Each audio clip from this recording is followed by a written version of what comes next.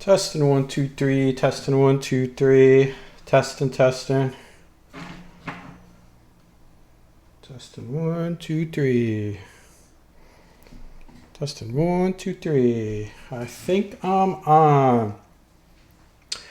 Hello everyone, welcome to today's live stream. Today what I wanted to discuss is a presentation that I was working on past couple of days that I wanted to put up and give you some information about a force-free legal initiative that I would like to start. This is not just my idea. There are a few people on the site and other people in the dog training industry that have been very interested in doing this. So we're all busy, and it is sad that as dog trainers, we need to also learn to become legal experts, or at least know enough about legal situations in order to protect ourselves. And I believe science, of course, is always good for any dog trainer to understand. But this, I'm going to go right into an outline over here of how us as dog trainers can not only protect ourselves from the force-free agenda, but to, for the first time, really be offensive about it. And hopefully to make a more truthful, fair dog training industry. So I'm going to jump right into it. A warning for everyone is this video is going, I'm probably going to put this one public. So you guys could chat away in the pack howl, but you guys, your names do pop up in the corner over here, and I do not mind at all, of course. You know, support is always appreciated, but just be aware that your chats will pop up in this presentation. It's not our regular private Q&A session, okay? So I'm gonna get started with it right away. Now, with this lecture, the lecture portion, what it is, it's going to give an example to give others confidence of how what I am outlining is not very difficult to do if you even know some basics, or you have some consultation by anyone who's familiar with the legal system, and you know some science, and you just do a little bit of due diligence. So what I'm going to use as an example is there's a Dr.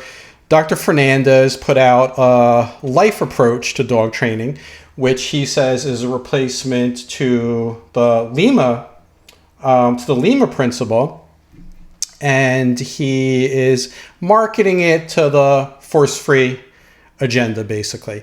And I'm going to show how this is technically illegal, and how most of the scientists, professional dog trainers, and schools that are participating in this force-free agenda are actually doing something that's very illegal from different angles.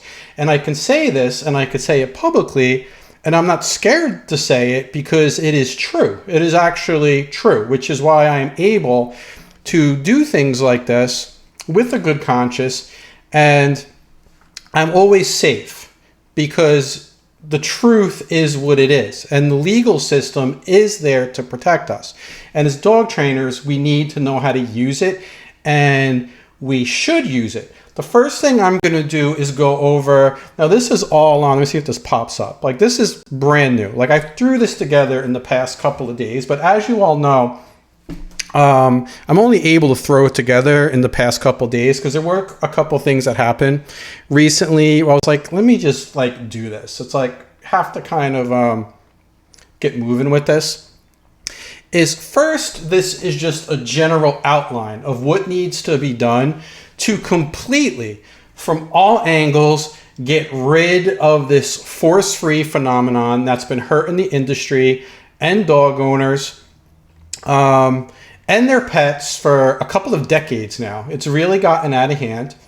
And before I go into this is not necessarily, I want to make sure everyone knows that this does not mean that I am not against the misuse of any sort of dog training equipment, uneducated dog trainers, in any matter.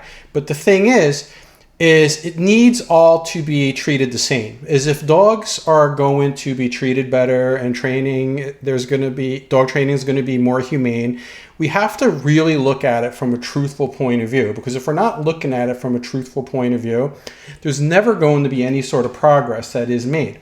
So this lecture is geared towards the force side part of things. I recognize there's more issues going on than just force-free dog training agenda, but it is definitely a big issue that needs to be addressed. So the first thing I'm going to go over is really the fundamental argument, actually from a legal perspective, is one of the major ones, is just the subject of obedience.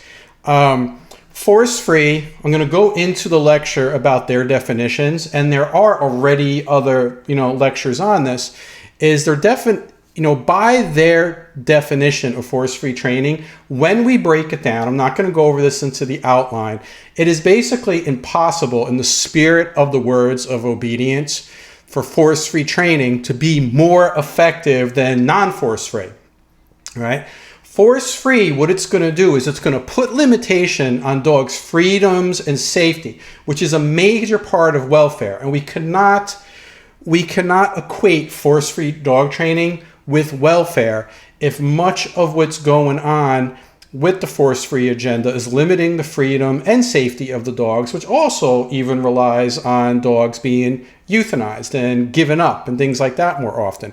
This is a fundamental concept that we're going to work upon from a legal point of view.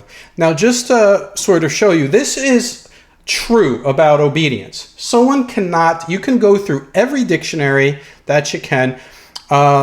You're not going to make this statement untrue, all right? Obedience can be defined as the act of following commands, rules, or instruction, driven by an understanding that failure to comply may result in negative consequences or sanctions. The sense of potential repercussions establishes framework within which obedience is expected, reinforcing the importance of adherence to authority or established guidelines. Without the awareness of possible negative outcomes, the motivation to be obedient may diminish, making true obedience impossible. All right, keep that in mind. All right, if someone is marketing to a consumer, right? For instance, I'll just write what I wrote here in my notes. If a dog trainer claims to teach obedience, but exclusively relies on rewards without introducing any form of consequences for non-compliance, it may be argued that the training is incomplete or misleading. In legal terms, this could be seen as a failure to deliver the promised service, especially if the lack of consequence leads to inadequate control or reliability in the dog's behavior. And we know where that can go too, the harm that can cause. Other things that from the legal side that you focus on to totally squash the force-free initiative is that their use of the term aversive, we're going to see, is also going to be distorted, all right? In order for something to be aversive by definition, it motivates a behavior that makes it go away.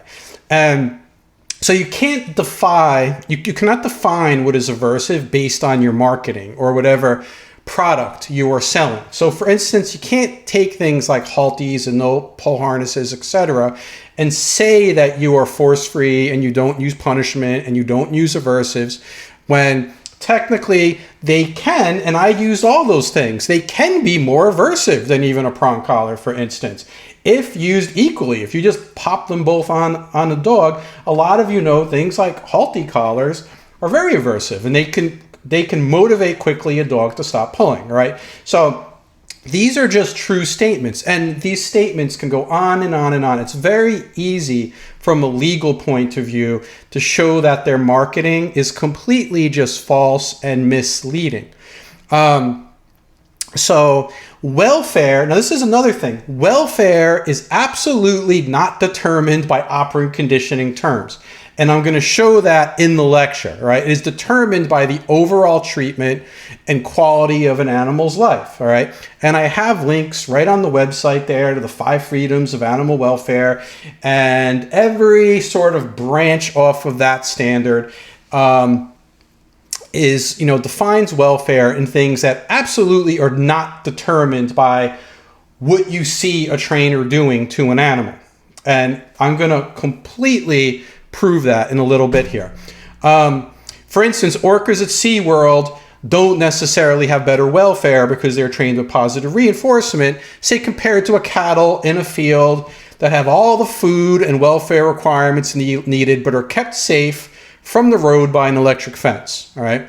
If you're making an animal artificially feel bad in order to make work for rewards, to make them feel good, that is technically called aversive control, all right?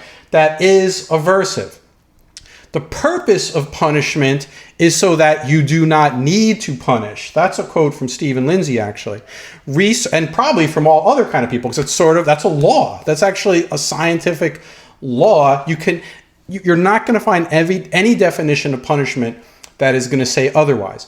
So you cannot be using research and comparison about punishments that do not actually really reflect punishment, right? You can't take a random trainer that's doing completely uncontrolled, doing 100 different variables that other trainers may be doing differently, and it's not even a reflection of real punishment because they're not doing it correctly, and use it as a study against punishment, right?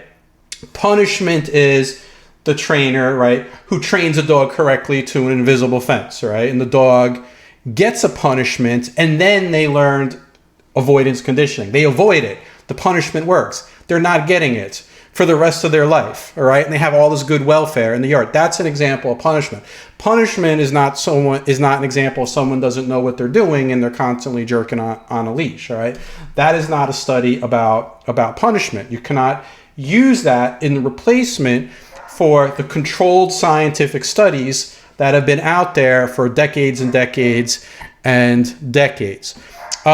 Marketing and coercion against punishment further inhibit the advancement of education of utilizing punishment correctly to enhance welfare. All right. So the force-free initiative is not supporting welfare. You need to know that. Also in the lecture, I'm going to show about ASVAB, the American Society of Veterinary Animal Behaviorists, that their position statements, which are very influential with veterinarians, come from the influence of businesses with commercial interests and not science. Also, they only reference uncontrolled studies and surveys that represent a conflict of interest. They misrepresent or ignore behavioral, cognitive, neuro, and welfare science in their statements. By omitting information does not make the information you present true, especially when it proves otherwise. They have significant motivation to do so. There is a motive. The American Society of Veterinary Animal Behaviors members are not required to obtain education or experience training dogs in obedience. Remember, this is what the focus is. It is mostly what we're looking at. It is unfair marketing against true obedience instructors because they do not know how to do that. Obedience trainers represent significant commercial competition to veterinary behaviorists and often produce solutions for owners that do not require the assistance of a behaviorist. An example, a dog aggressively lunges at passerbys on a walk. Regardless of the trainer's knowledge about why the dog may be doing it, if that obedience instructor can teach the dog that it must obey the heel command through true obedience instead in that situation, they have solved the issue. for the client. And that is not good for the behaviorist, right? Who's going to take the person, explain why, not saying behave, fundamentally when working in an ethical manner that behaviorist, is necessarily a bad thing. It is good, but then they're generally going to teach them counter conditioning and desensitizing routines, which can also be good, but not necessarily solve their problem as quick as the obedience instructor, right? And I also want to just take a short break to say I'm not against any of that stuff. Actually, I'm for all of it together. But this is what's going on right now, all right? Saying obedience is bad is just as bad as the dog trainer saying it is not good to understand the behavior of the dog. The ASVAB position statement states that punishment should just not be used, all right?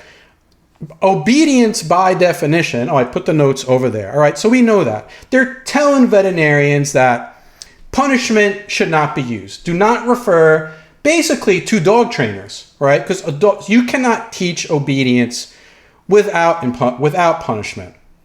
It's you just can't, all right?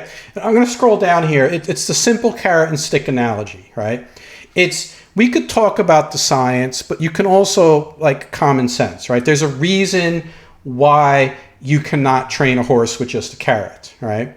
Or ride a horse with just a carrot. It's either eventually going to get full, or it's not going to get enough because you're dangling in front of it and it's going to get frustrated, which is aversive, and just not try to get it anyway and do its own thing. Or maybe even get frustrated and get aggressive and try to kick you off or rub you off against a tree or something like that. It's common sense. Like we really do know this, that it's not possible.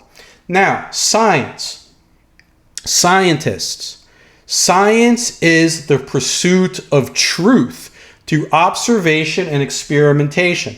We're going to see without a shadow of the doubt that is not going on here. Science does not omit information to influence conclusions or their agendas. Science does not alter or misrepresent other truths to form its conclusions. That's not part of science, but it's happening, all right? It's happening. Now, there's a few different categories that I'm going to talk about. The main category that we're talking about that I am going to be pushing legal action against is what I would call the force-free negligent. These are those that are involved in this movement that should know better. They have the education or experience to know that they're misrepresenting what's going on. Now, there's another class which would be called the force-free duress victim. Those who have been coerced to learn misleading information and refrain from learning true information. All right, so these are the people that they get tricked by marketing, right? And they pay for school, let's say like the Karen Pryor Academy. And then Karen Pryor Academy says you're going to lose your certification if you are not force-free. And they're going to give a definition of what force-free is. That it's not using punishment, except we're going to ignore these tools and these tools and these tools.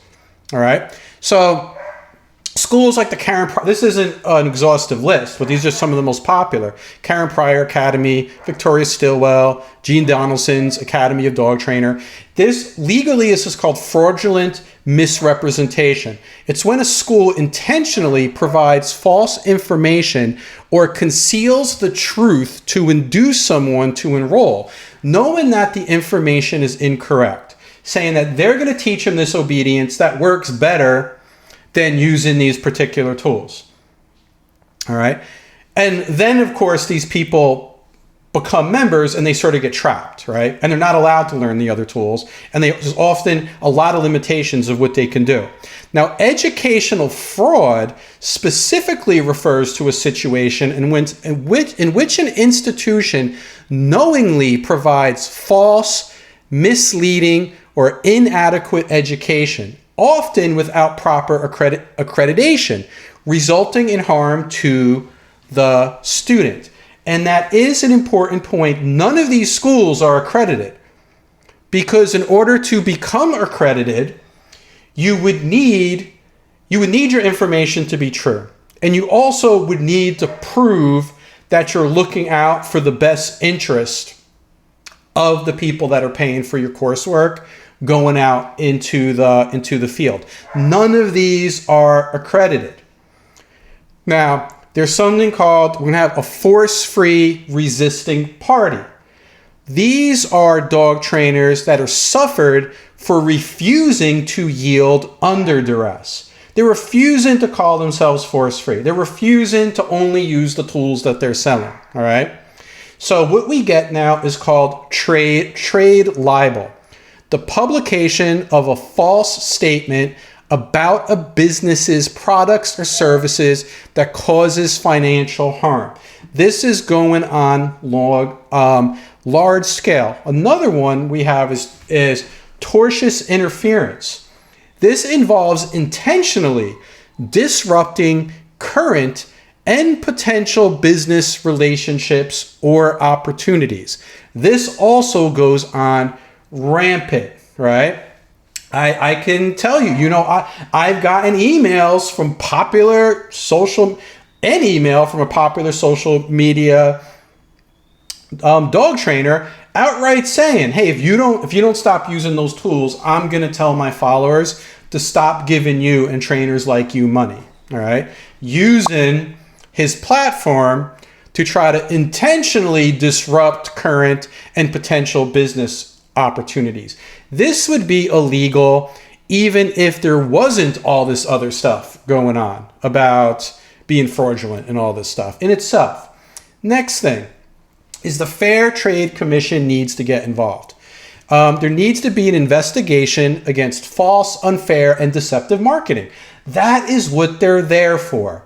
Ideally, what we want to do is we want to have organizations that do not feed into the coercion, like the National Association of Dog Obedience Instructors and the International Association of Canine Professionals. These are just two examples to formally request an investigation against the force-free marketing strategy against obedience instructors, to represent all their members and ask for an investigation, along providing evidence, which I have plenty of, a lot of people have plenty of.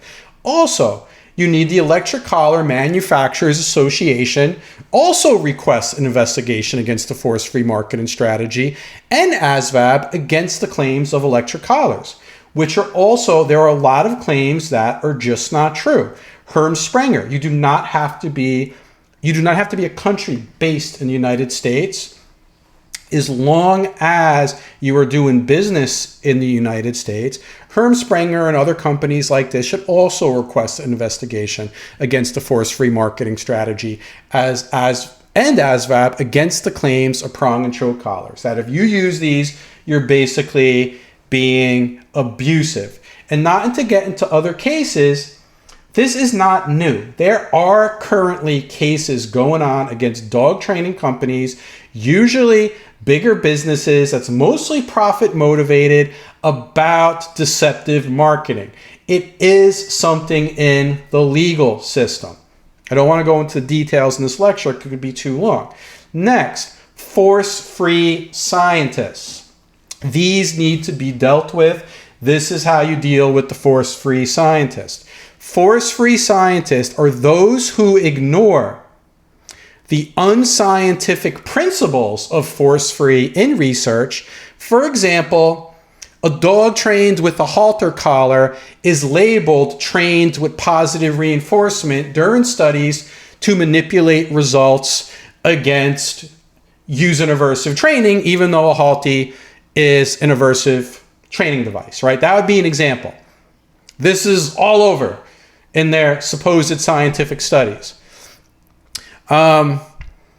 Research misconduct, right? Research misconduct is someone who uses flawed misleading, or pseudoscientific methods and claims to support a particular agenda or position, often disregarding rigorous scientific standards. Falsification, manipulating research processes, data of results so the research is not accurately represented. This is happening. This can be proven. Conflict of interest fraud, intentionally concealing or misrepresenting a conflict of interest to maintain the appearance of impartiality or credibility. This is going on. A lot of these scientists are getting paid. They are benefiting from supporting the forest-free agenda through speaking arrangements, through selling books to them, by getting commissioned through webinars where these forest-free trainers are now getting continuing education units. This is actually happening, like right in front of our face. It is not legal. You cannot put no conflict of interest in this paper and then be benefiting off of it. Failing to do so can lead to professional scandals, legal consequences, and damage to the researcher's institution's reputation. This is why we need to go after the institutions that are also allowing this to happen. Where am I? Okay. Failing to do so can lead to professional sanctions, legal consequences, and damages to the researcher's or institution's reputation. Now, this is happening. I'm going to show you right after this. Paid speaking directly related to research at forest-free events. Earnings from agreements with forest-free institutions from providing continuing education unit webinars where they are making money. Books targeted at forest-free community, all right? Actions. This is what needs to be done about these guys. We need to gather information. We have that. And request investigations through their educational institution.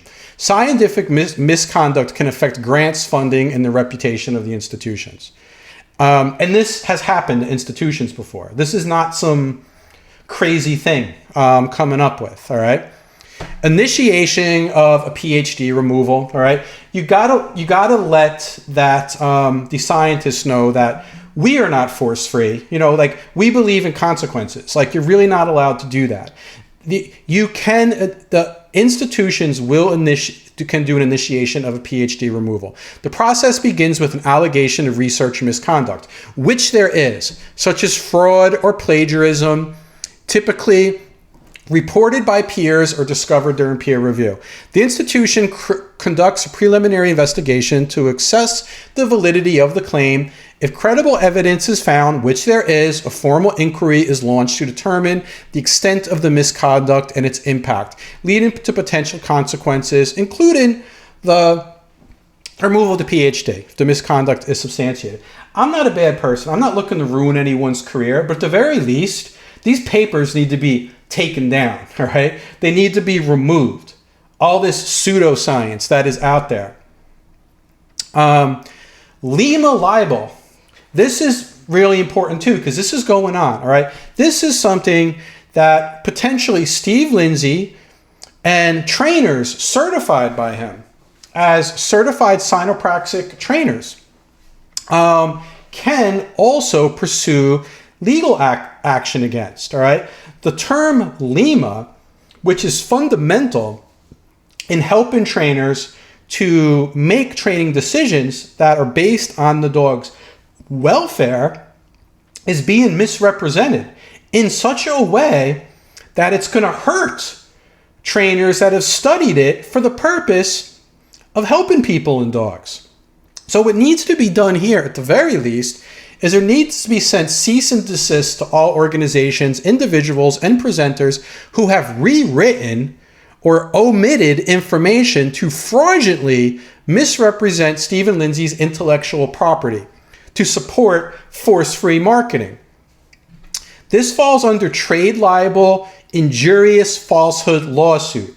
It misrepresents your work, his work, and trainers' that have the certification in a way that directly leads to a loss of business opportunities, all right? Less trainers are going to learn about Stephen Lindsay's Lima, buy his books, which talk about it, go to his seminars, and trust the trainers that are certified by him if it's being completely misrepresented by force-free organizations. So this is happening in organizations like the IAABC, APDT, CCPDT. Also, it's going on with big name dog trainers, Ian Dunbar, big time misrepresenting Lima to promote Tina, which he says Tina should be the new Lima. And he does it by completely misrepresenting what Lima is. I'm going to do a presentation on a scientist, Dr. Fernandez, who's promoting a new life model in order to get speaking engagements with the force-free movement. He says force-free is an alternative to Lima, and in his paper, he wrote a paper about it, completely misrepresents and misleads what it is. So there's a list of things to really do, which I am working on. I already started making a website, which that's going to be coming up. We're going to have a way to form a legal fund with the help of a nonprofit organization is the plan, so that donations to legal fund will be tax deductible. And we are not against people that label themselves force-free trainers, because a lot of them are, I am looking to help them. I think a lot of them were called force-free duress victims, where they paid a lot of money in tuition. A lot of them are not successful for that very reason. And we're going to be looking to gather information, all right? If someone wants to be involved, if they have lost money due to being a victim of duress, consumers, we're looking to collect information from consumers who thought they were going to get an obedient dog, but did not get obedient dog and paid a lot of money and often suffered some pretty significant damages. And of course, which I fixed my notes here, the resistors, all right? There's a lot of trainers that are having damages because of resistance. All right, so what I'm going to do now is I am going to go into my presentation to show that these are just not words. I want to give confidence that this is extremely easy to prove these things. So I'm going to go over into this presentation, and if anyone wants to see this presentation, I say this is, with these kind of things, I said it's a work in progress. I'm going to add things, but we all have lives, and I can't make this my full-time job doing this. But here are notes. Here's the lecture. Please learn from this. Use this to empower yourself. Now, these notes will be open to the public. There's a direct link, dogtraining.life. This lecture is based off of Dr. Fernandez's life approach to dog training. So which is an example of a legal force-free agenda, and trash science, which is a real term to describe what's going on over here. Dogtraining.life brings it to there. I'll have this replay embedded over here. I'm going to try not to repeat stuff that I went over here. And you need to understand, the rationale. I don't have to explain to a lot of trainers why we have to do it. Now, from my perspective, the reason why I do this is I'm not a full-time dog trainer anymore, but I am a teacher at a career school that teaches students for 2 years about animal training that want to be animal trainers. Some of them actually go to accredited schools like SUNY Cobleskill. I have an agreement with them where they also further learn about dog training to go into a field. This is a lot of education.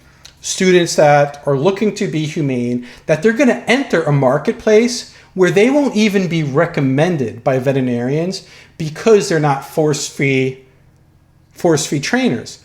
And the force-free movement cannot regulate and use places like State University of New York Cobleskill as their puppet to change what they're learning. They cannot regulate me. On a high school level, the things that I am teaching students that are true, I have to teach the truth to keep my license. I am between a rock and a hard place. I'm trying to set these students up for success. I cannot teach them things that are untrue. I will not teach them things that are untrue, all right? And then they go into a field where it's going to be impossible for them to succeed the way that it is. Know what my rationale is, okay? Everyone else is going to have their own rationales. That's what my rationale is. So that's really what my call of action is. Now, what I'm going to do is now some of these videos, some may be taken down. So I'm going to talk about them instead of playing them. I watched Zach George. Now, this is going to be typical, all right? We're going to have a scientist that's going to rub shoulders with like influencers, stuff like that are not really, that you can definitely find a lot of unethical things and them spewing things that aren't true. He does an interview to promote his life model to Zach George, okay? It's right here. I have embedded that you can play it. I'm not going to play it, but you can play it. Now, what you're going to do, if you get a chance, first, look at my lecture. Listen to my lecture. Then things are going to stick out like a sore thumb to you, all the things that are not really true. And basically, what happens, okay, now, so I have a lot of notes here. You can go on. He has a lot of reason to be a trash scientist, all right? I have downloads at the bottom of this page. He has an agreement with the Pet Professionals Guild, which is an extreme organization where he's getting commission from these organizations. From when all these force-free organizations send their members to get their educational units, this is just one of the things going on. This is just an example. They pay for the webinar, he gets a commission. And the agreement you can upload right on the website. They don't even try to really hide it, all right? This is how you make money by doing a presentation for us. And then he's a scientist who's going to manipulate data to make something else look bad. So his model can be replaced. So trainers are not going to learn about Lima. They're going to learn about life, okay? That's basically what's going on over here. Now, what happens is I'm going to go right down to his presentation. Now, when you watch it, he's going to start to do a story, talk about how force-free training happened and how it evolved to his life model. And the discussion starts with how basically the birth of this friendly, positive, humane training started with B.F. Skinner. And he uses specifically, for some strange reason, the Project Pigeon as an example of how great positive reinforcement is. How he showed the world how he can train pigeons to guide bombs for World War II into boats to explode, as an example of welfare, about humane training. Now, what I have here is now first of all, just because a scientist, they're gonna talk about positive reinforcement, how good it is, and everyone heard about B.F. Skinner. He's gonna mention how, this is basically the birth of positive reinforcement training. But to understand Project Pigeon, and I have things embedded over here, is what he did is, he raised, and we're talking about welfare, all right? I have a link about welfare, but it's pretty obvious. Welfare is things like making animals comfortable, giving them freedom, giving choices, stuff like that. What he was doing was he was starving pigeons. None of this is true, is false, what I'm saying. He was keeping pigeons underweight, only about 80% of their regular weight to make them hungry. And then he was strapping them into bombs, basically what would be bombs strapped so they couldn't move. And in order to eat, they're hungry. They had to basically be pecking at They basically had to be pecking at an image of a battleship or whatever for the purpose of guiding. They would work in teams of 3, the pigeons, for the purpose of guiding the bomb into the ship to explode. And this was his example of welfare, all right? So, welfare is not described about operant conditioning. Yes, the animal is getting something that we would think of as good to eat. But if you make a situation very bad for an animal in order to give it something good to make them feel better, that is aversive control. That's coercion, all right? There's nothing about that describes welfare. They do this to like POWs and stuff like that, all right? So that's what Project Pigeon was about. He was in no way interested in welfare, all right? He is a behaviorist. Behaviorists are only concerned with what you can see happening.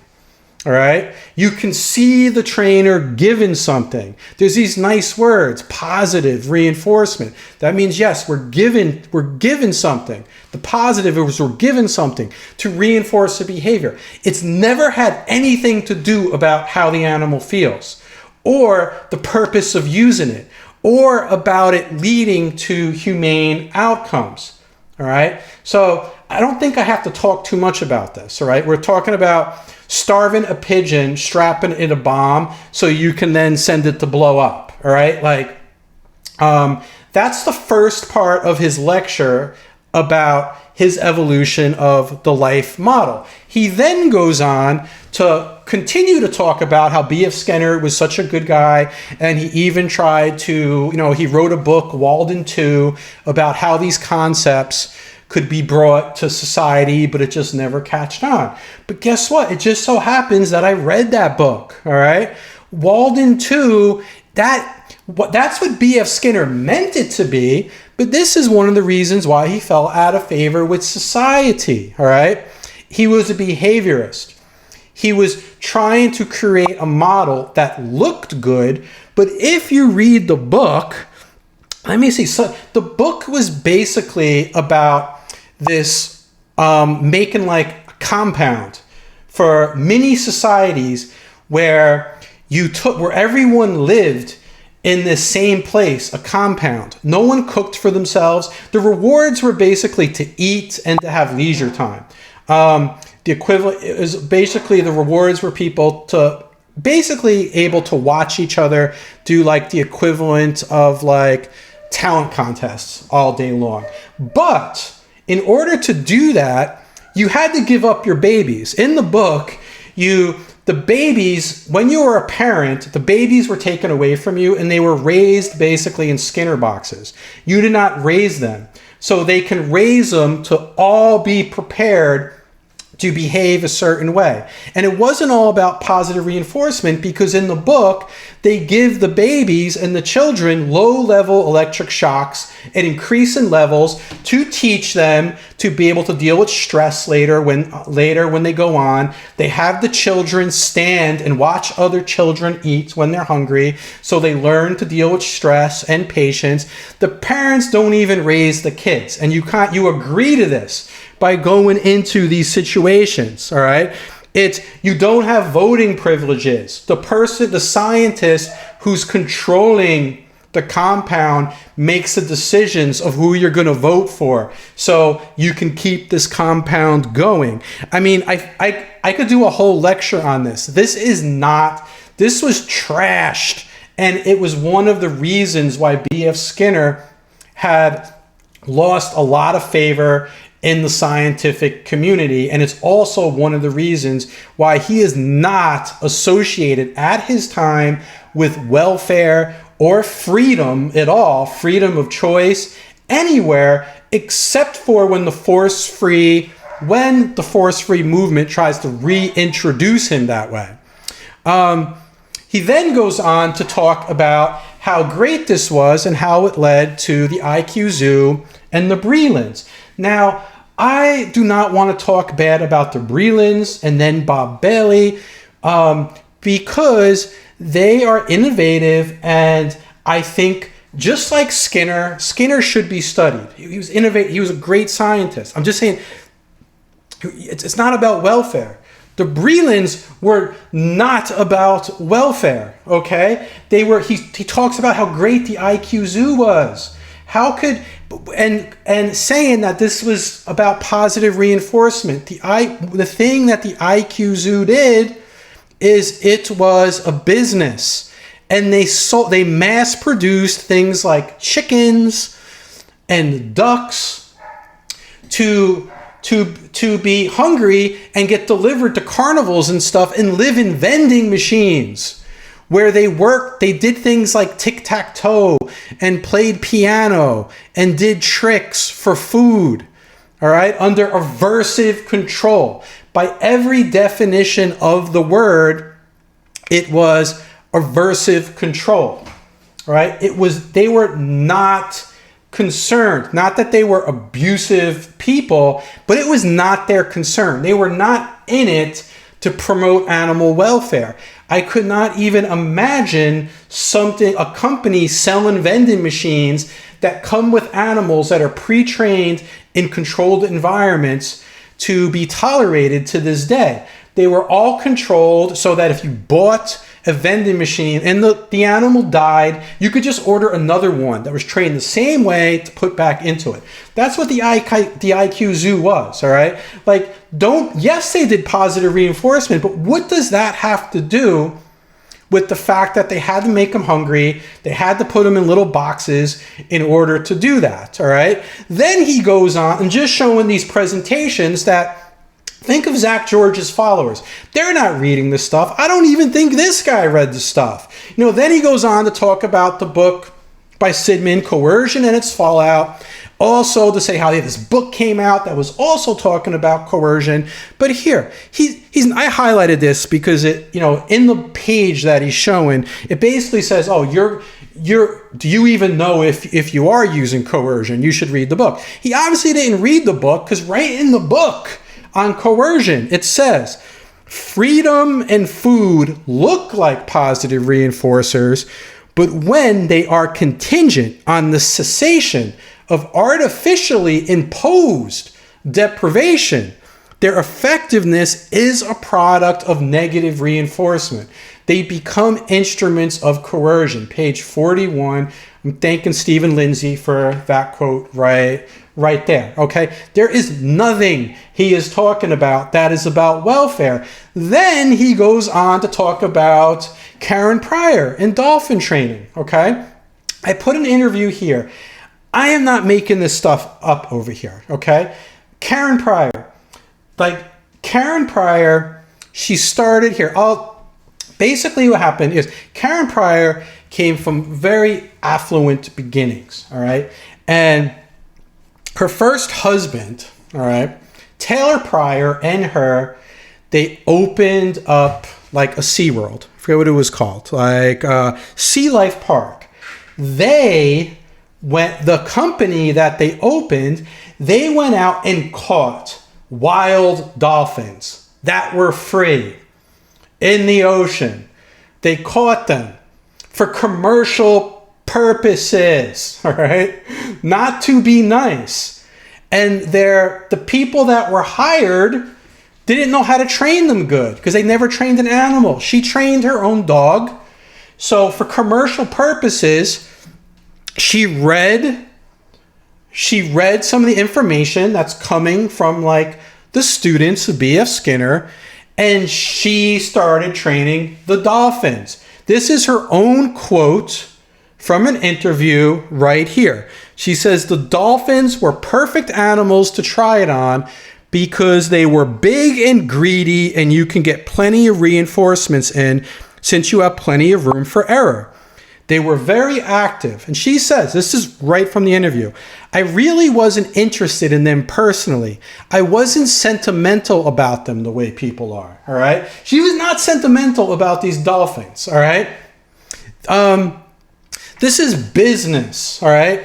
There was nothing going on. Matter of fact, if this go back in time, in today's standards, all right? In today's day and world, Karen Pryor would have been the subject of the Blackfish documentary. It's the same exact thing, all right?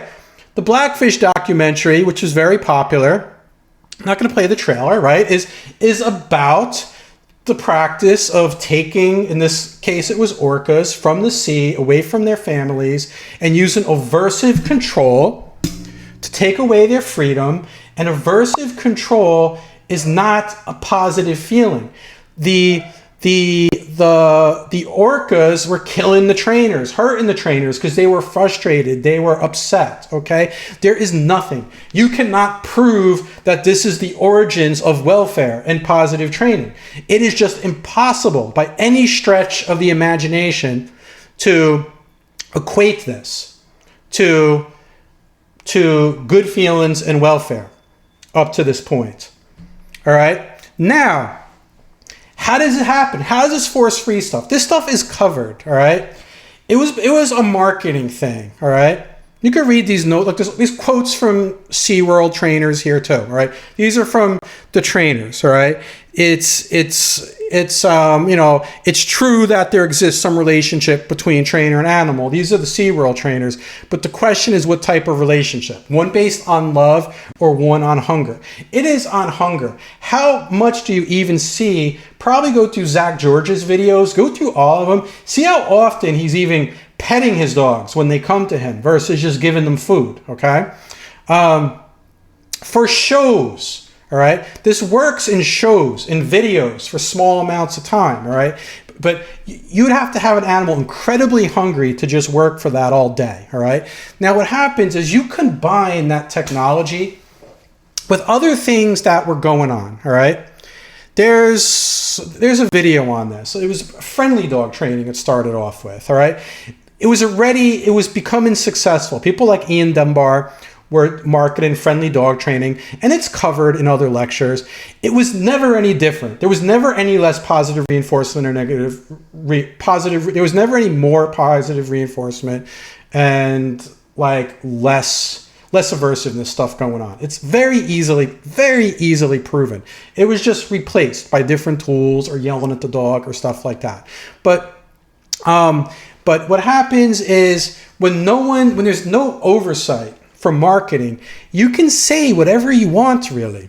I'm not going to go into everything in this. I don't want to make this too long because it is easily. There was stuff about friendly dog training, about techniques. There was stuff about dominance where they said it just didn't exist because Cesar Millan, who was a competitor, said it did. And even if he wasn't quoting what it is correctly, the positive reinforcement community and force-free community misquoted science, David Meach, and said that it's just not a thing with canines. Even though David Meach now in multiple interviews is like, enough already, I did not say that, all right? Like, this is going on, okay? Now, we're gonna, so this is what we really have here. Now, the Pet Professional Guild, let me see. So, sorry guys, I did not rehearse this, but I just want to put this out over here. This is really the birth of the deception. And you have these places, like the Pet Professional Guild. Let's see what I put here. It is the Pet Professional Guild's view that electric shock is in the guise of training constitutes a form of abuse towards pets. And given there are highly effective, positive training alternatives should no longer be part of the current pet industry, culture, and acceptable practices, tools, or philosophies. It's the position statement. So this is the Pet Professional Guild falsely saying that you can get off-leash control and obedience with alternatives. Right? There's a lot of false stuff. And these are where the people are coming to make the money. All right. I put in over here Susan Friedman's. You'll know more about this by going to Lima.dog. I actually talk more about that, more about Lima. But basically, it's shown an example how things have been simplified. There's a hierarchy of behavioral change procedures that was put out by Susan Friedman, which was supposed to be loosely based on the Lima model from Stephen Lindsay, which it absolutely wasn't. What they tried to do is, instead of having people read 1,500 pages to really learn about animal behavior and everything you need to know to make decisions, to make choices about welfare, they just sort of put it like in a one-page document. Actually, even the original document that was based on parrot training was like, I think like 5 pages of big print. And it just said, oh, do this first, this first, this first, and this first. And this was built, this hierarchy of how you should train animals based off surveys of what average people thought sounded nicer. That is mostly what it's based off of. Like, once you research the origin of it, not the fact that, okay, positive reinforcement, right? Everything we talked about with Karen Pryor and the Brelands and Skinner, it was positive reinforcement based.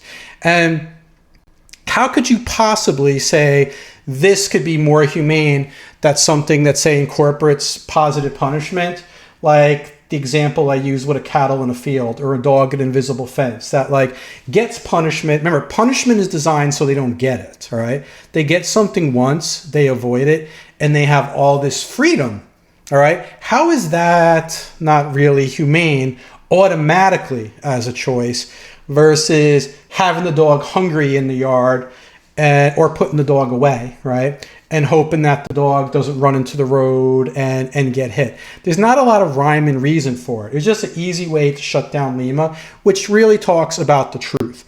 Now I'm going to kind of go into some of the meat of what Dr. Fernandez's paper is about, where he talks about Lima. He misquotes Lima in favor, this is very, very criminal, all right, in favor of his life model. And all you have to do is read the book. And what's crazy is, even in his bibliography, he only has one of the 3 volumes, not even the volume that first mentions Lima in the bibliography of his paper. So I'm not going to read this all over here, but basically the first point that he's trying to make in his paper is that Lima is not a good model because it doesn't explain what intrusiveness is. He says there's a lack of clarity about intrusiveness on behavior. He is saying that because that's how it's misquoted on other websites that have been misquoting it. You can't do a Google search and try to discredit Stephen Lindsay's publication off of misquotes on Google searches on other force-free sites, which is what he did. He obviously didn't even read it because it's all over there. It is like very easy in the context in every single book to read that the intrusiveness is not about the behavior. The intrusiveness, the Lima plan, the least intrusive, is based on making plans that are least intrusive to the relationship between the dog and the owner. And secondarily, like just the dog's freedom in general. That's what it's based on. It's not talking about the behavior. He didn't even read it. It's all over. And I give references to it, all right? Lima is about least intrusion upon the human-dog bond. Using the minimum amount of discomfort is necessary to achieve the behavioral objective. It's all over. I have it highlighted, all right? And it's in the context. It's all over the place, all right? So he has a paper telling people, don't follow Lima because it doesn't even tell you what the intrusiveness is about. But there's 1,500 pages telling you what it's about. And it's also mentioning that you need to read the book. Lima is a competency criteria. It's not a list of what you do first and then you do second. It's a competency. It's a competency procedure. Hold on one moment. I don't have my pointer turned on over here. All right. It's a competency. Essentially, the Lima principle is a competency criteria. Since only competent trainers possessing the necessary know-how can make the required assessments and have the skills needed to ensure that the least intrusive and aversive procedures is in fact used. Right? It's not meant to be use this tool first and then that. It's 1,500 pages of things that you should learn in order to make decisions that lead to a better quality of life between the dog and increase the bond between the owner and the dog. It's about welfare, all right? To speak of the effective and humane use of dog training procedures in the absence of competency criterion borders on the ridiculous, okay? You cannot discredit Lima without even reading it. All right, you're supposed to know about animal behavior. You're supposed to know about science. You're supposed to understand these things. Next thing he says ambiguous. He claims that Lima focuses on only what not to do and not what the dog should do. Again, which is so completely crazy because major part of Stephen Lindsay's work is how Lima is framed in the context of the dead dog rule, all right? The dead dog rule, which is based on Ogden Lindsley's dead man test, which is what they use for humans. That it should be framed, that all objectives are actually framed in affirmative terms, specifying behaviors that a live dog can do, all right? And don't focus on the absence of undesirable behaviors, all right? It is all over in the book. How could he say something that is always written alongside Lima through the whole book, all right? An example is, if we're talking about invisible fence, right? I'm using simple examples, all right? If someone is training a dog to an invisible fence and they're following Lima, they're not going to say, I'm going to train that dog to not go through the fence. Their training goal is, I'm going to train the dog to enjoy the yard with the family, to run around and have fun, enjoy life, all right? That's what the training goal is. If it's just don't run through the fence, they wouldn't care if the dog was just scared and didn't want to go outside. That would be an example of what not Lima is. Like, okay, I fixed the problem. Your dog won't run through the fence. No, a dog trainer should be competent to make a plan where if you're using punishment, the purpose of punishment is so you don't have to use punishment. Stephen Lindsay's words, so that now the dog can live a humane life. Affirmative terms, all right? This is completely misquoted. Basically, then he goes on, this is what I would say is the most incriminating part of what he does. He claims that what he does claim is that Lima is potentially, let me see, he says, okay, this is his quotes. He says, what becomes clear in these statements is that Lima, this is Dr. Fernandez's words, in his paper, is not intended to be an attempt to minimize the use of aversive stimuli, as many modern force-free trainers have conceptualized, all right? Of course, this is a niche that he's getting paid for, the force-free trainers. Instead, Lindsay intended Lima to be a framework to help trainers select their aversive stimuli and tools, as one of the latter statements in the handbook concludes. So he's saying it's only a book because he teaches about the pros and cons of every technique out there. He says it's only a book to help you select which one you want to use. And he does this quote, which he doesn't finish, all right? He says, aversive procedures are legitimate and valuable tools for controlling undesirable behavior, and he cuts it off. All right? Now, first of all, things you want to know. Wait, we're going to get into what the rest of the sentence is. First of all, if you read his book, Stephen Lindsay does not cater to force-free training and believe aversive procedures are training collars. He believes aversive procedures are anything that make an animal feel bad that's going to motivate them to not want to feel that way. So when he's talking about aversive procedures, not only is he talking about training collars, he's talking about things like timeouts, where you put the dog in a crate or you put the dog somewhere else and the dog is upset by it.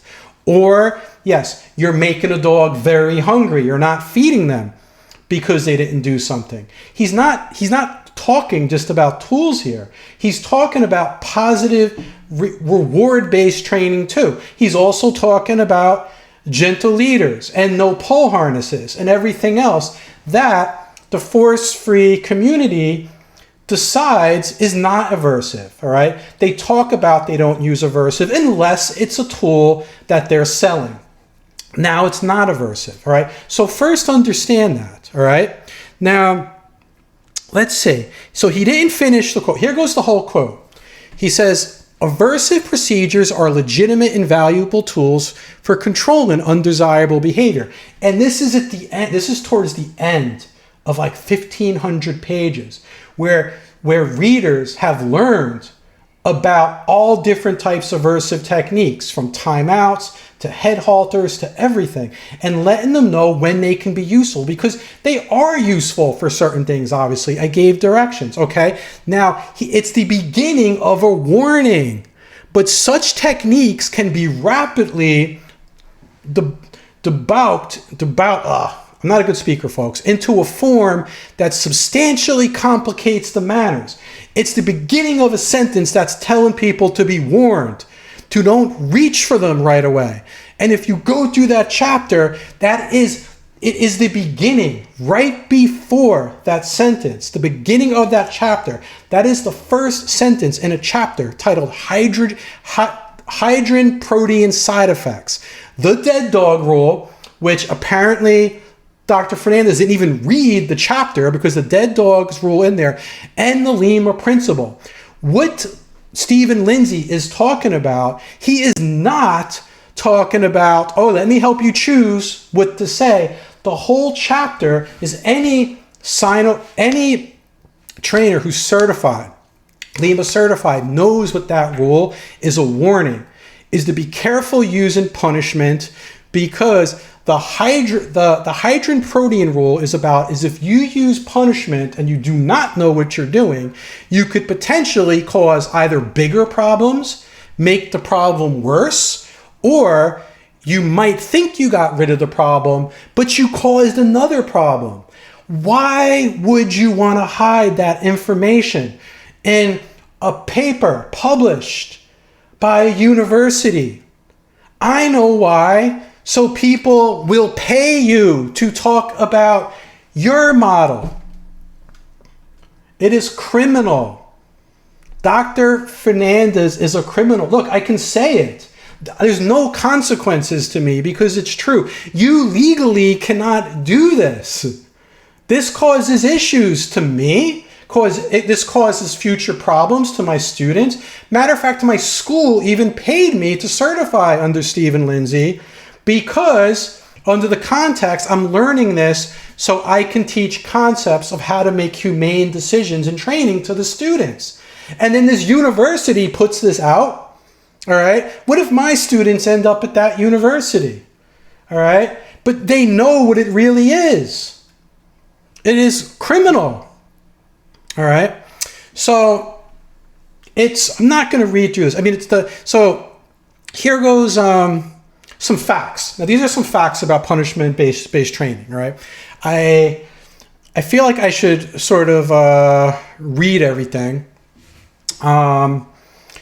because I just, the notes are over here. But I have links to pretty much everything, all right? Now, here we go. I'm just going to read some stuff here because I'm going to miss important things because I don't have time to be doing these lectures over. The forms of behavioral control we call positive and negative this is science, right? You can't argue against this.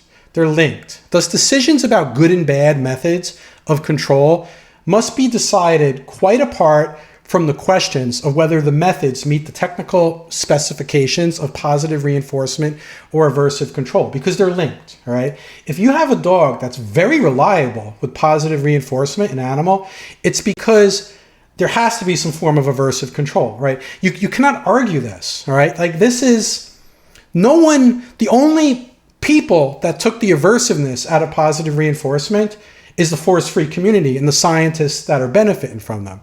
All right. We need to seek a higher standard, one that emphasizes outcomes more than procedures.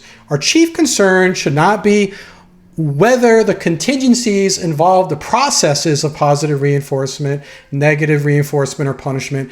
Instead, we should emphasize the ability of the contingencies to foster behavior in the long-term interest of the individual. Of course, this is all we can ask of any behavioral intervention, regardless of its classification. All right, and this is Michael Perrone. I got a link to his paper over there. This is 2003, and he's basing his this is already, we're going back 20 years, and this is based off of scientists have been saying this for decades before that. However, this information is going to be omitted. No one's going to talk about this if their agenda is force-free. All right. Now, I'm just going over some of the science because I have lots of links, all right? These are just facts that they cannot talk about. Punishment does work, and it does not have side effects. There are studies, all right? There's one study here, like you are not going to find a lot of studies that the force-free community are going to link to that could even pass the litmus test of a high school program. If you told the students, can you give me an example of scientific method, all right? They're going to point to studies that have a million different variables that are not even testing positive reinforcement and punishment or aversives, manipulate data, and I promise you, when you really look at what they're trying to prove, you're just going to find criminal activity. You're going to find conflicts of interest. These Daniel Mills studies, they talk to. We have a researcher that is employed as a force-free dog trainer while they're actually manipulating data, and it's just crazy things that you're seeing, and the data and the peer review just really destroys everything. There's no peer review that points to anything that disproves that punishment works, all right? You could use common sense about the invisible fence. There's a study here that shows you, they had beagles, right? Beagles chasing a rabbit.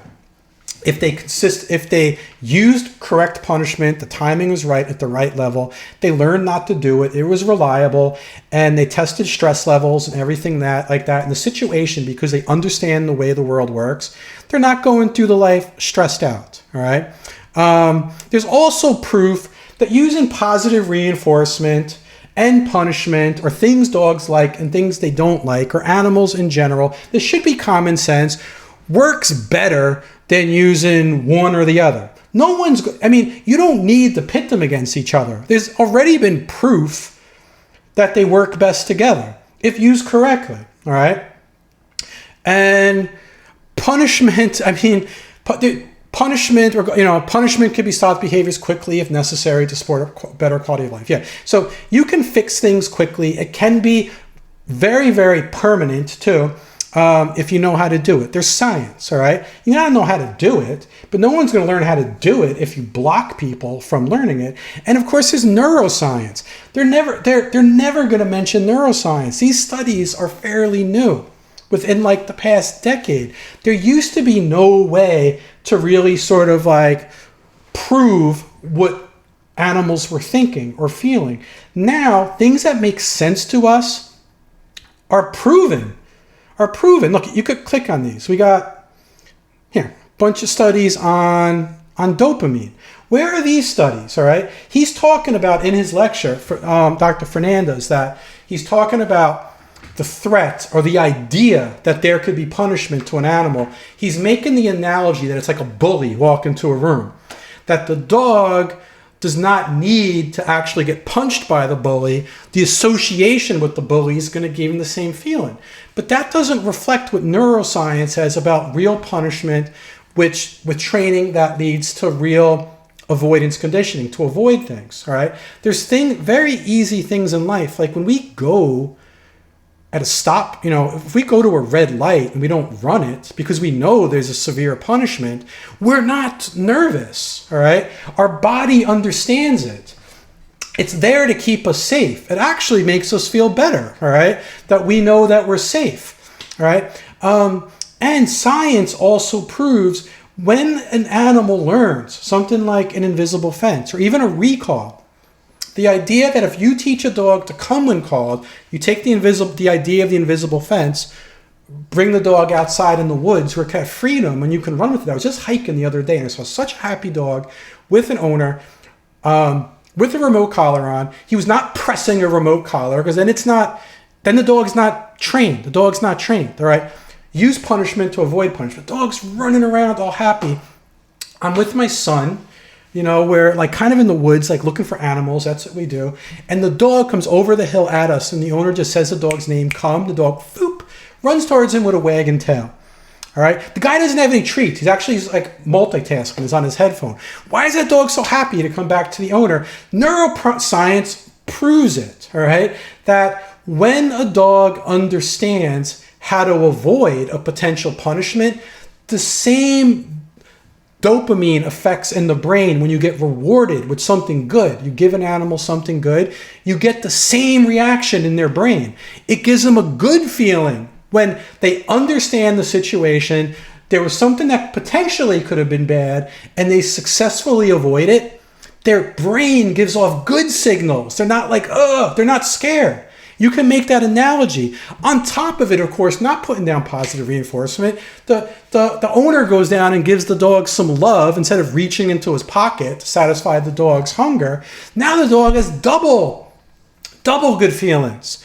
And there's a good quality of life. He's walking around the woods. Something you cannot do reliably with force-free training, okay? And science proves that. You cannot argue this stuff like at all. It's a walk in the park to disprove everything.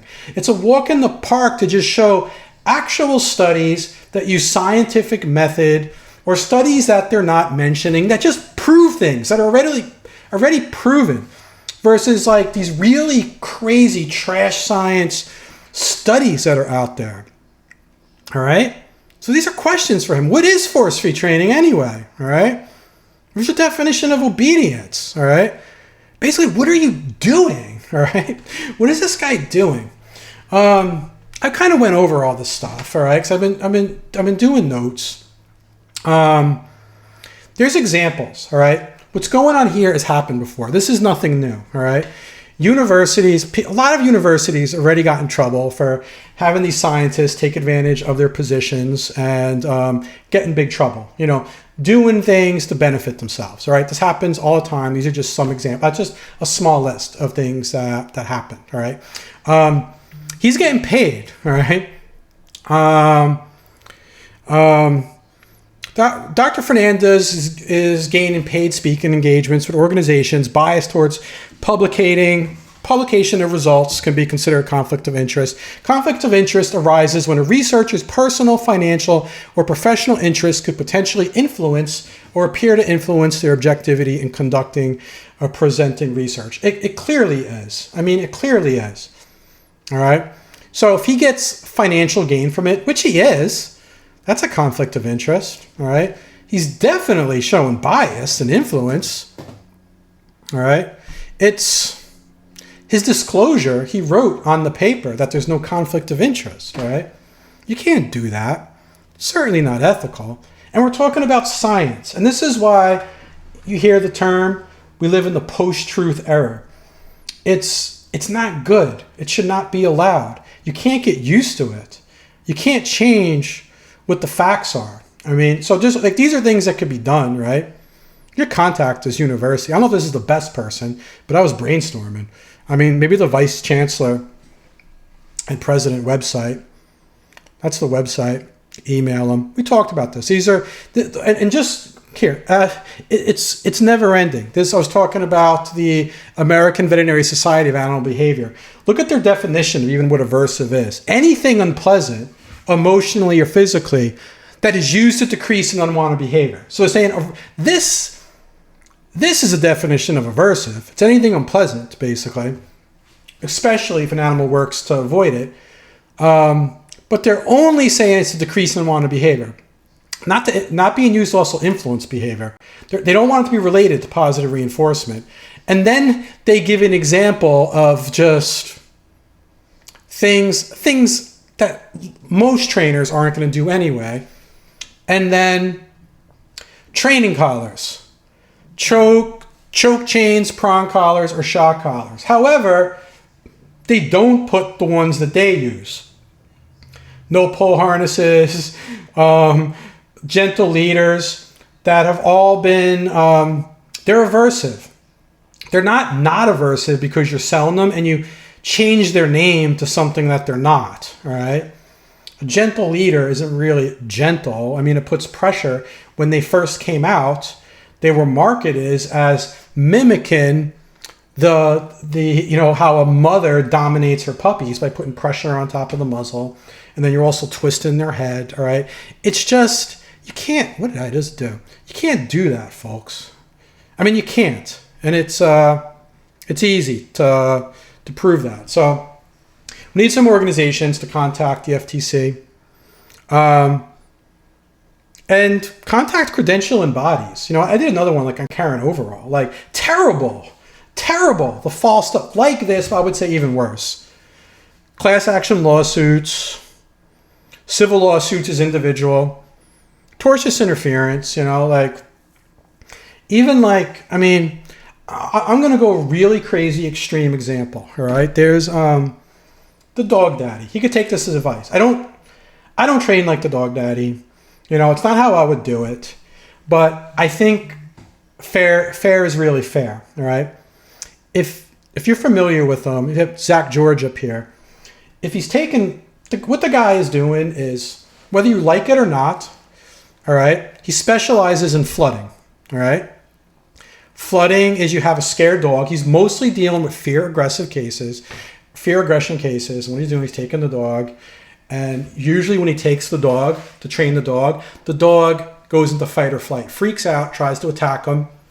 He's using a prong collar, which is actually safer for the dog than having it on a head halter, which is going to twist their neck in that situation. Safer for the dog, I'm talking technically, than having a buckle collar. You could prove it, or all the pressure is going to be in one spot on the dog's neck, and the dog's likely to come out of it. Safer, it's safer for the dog than a lot of collars.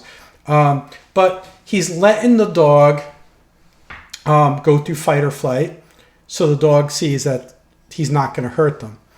And then he's goal-orientated to show the dog not to be scared of him, not to react. He uses I'm talking technically. I watched him.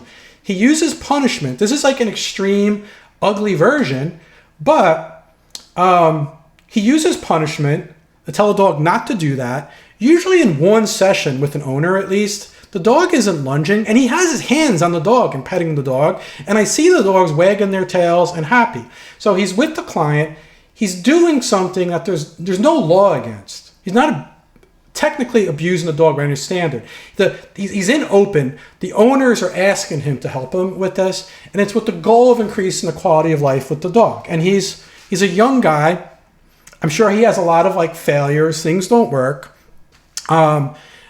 I'm not endorsing the guy, but what I am saying is it's not legal what Zach George does, where he takes his videos and just puts the clips of the dog struggling with him and then interferes with his business arrangements, calls places that are hosting them, gets things canceled, calls press and stuff like that, and basically misrepresenting him.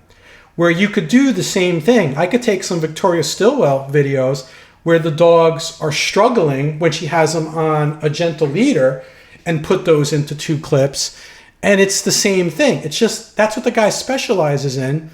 And there's really nothing illegal about it. And he has videos saying this is abuse. This is an abuser.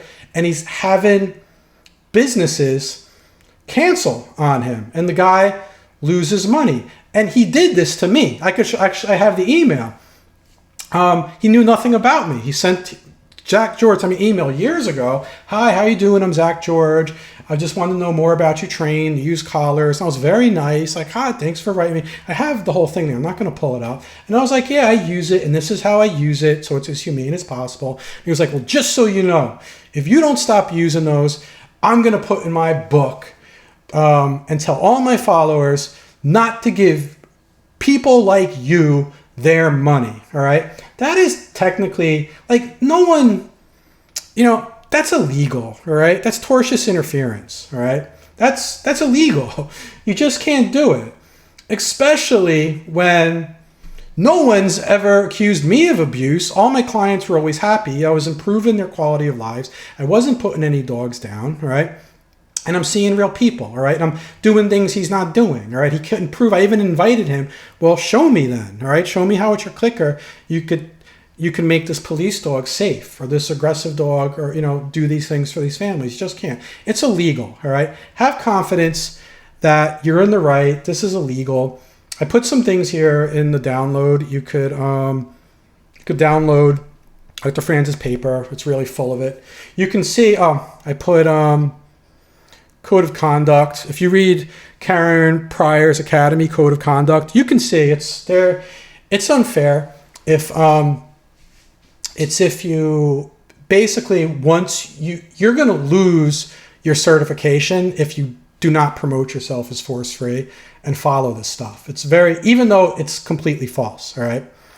People have, the Karen Pryor Academy graduates have huge lawsuit they could do on her.